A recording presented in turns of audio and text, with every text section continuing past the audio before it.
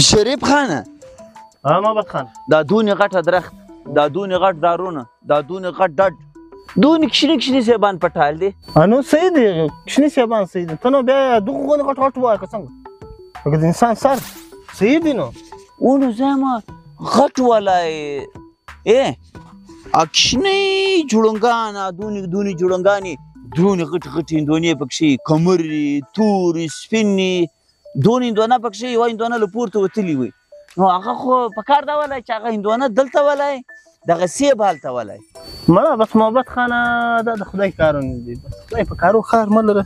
کښینې دي که لوی دي که غټ دي که واړه نو ټینشن یا شریف خانه که څه ته ورته وګوره یو خوند هم نه کې کوي مړه کښینې پوچکې شیان دا دونې غټه درخته که څه بد کې ایسي کله زه به کار نه پلرم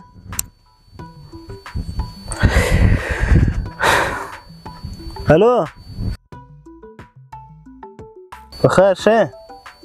ستا څه دی په خیر یې ته څه کوې محمد خان شریف خانه ای سیب را ایله سوی ته ودې زه بیا ټلیفون کوم ته راکړه ښه ای سیب دونې وبېرول هکې دغه هندوانه وایه او په یې درخته ټاله وایه په تا رارسېږي بیا به د څه حال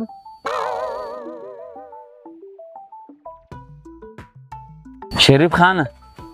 بېشکه په خدای په خپلو کارو ډېر ښه پوهېږي بس دغه د خدای فضل دی نو دا که اوس هندوانه وایه او پر تا رالوېدلي وایه اوس به د مخ د شا فرق نه وي د شوی به وي هوار وي پیت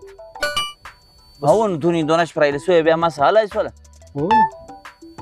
بالکل بېشکه چې خدای په خپل کارو پوهېږي بس موږ به کار